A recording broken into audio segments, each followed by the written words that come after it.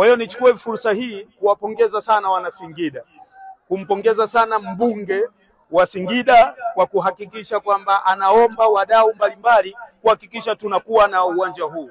Lakini hili linafuatia pia kuwa na timu nzuri ambayo ina compete kabisa, kuona kwamba inaweza kuwa bingwa siku moja katika miaka ya karibuni wa ligi ya NBC Premier League hapa nchini.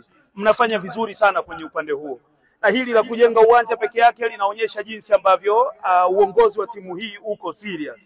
Swala la kujenga majukwaa na lenyewe litafuata taratibu. Hatua ni moja baada ya nyingine. Hatuwezi kufanya vitu vyote kwa wakati mmoja.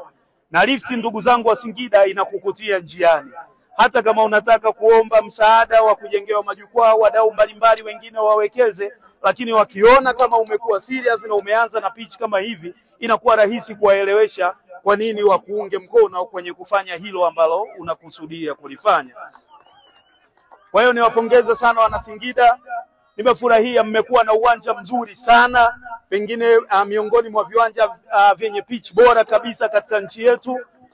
Na kwa hili naamini kwamba sasa mko serious kweli kweli, sio tu kutengeneza miundombinu ya michezo, lakini kuhakikisha timu yenu inafanya vizuri.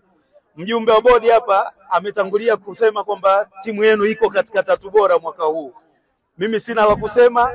Kama waziri mwenye dhamana ya michezo, niko kwa ajili ya kushuhudia hilo, lakini niwatie moyo, tusiache tu klabu chache ndo zikawa zina nguvu na zina uwezo wa kupata matokeo kwenye nchi hii, bali na nyinyi Singida mnaweza kulifanya hii. Rafiki yangu mmoja Jumanecha ana msemo wake, kwani wao wameweza wana nini na sisi tushindwe tuna nini?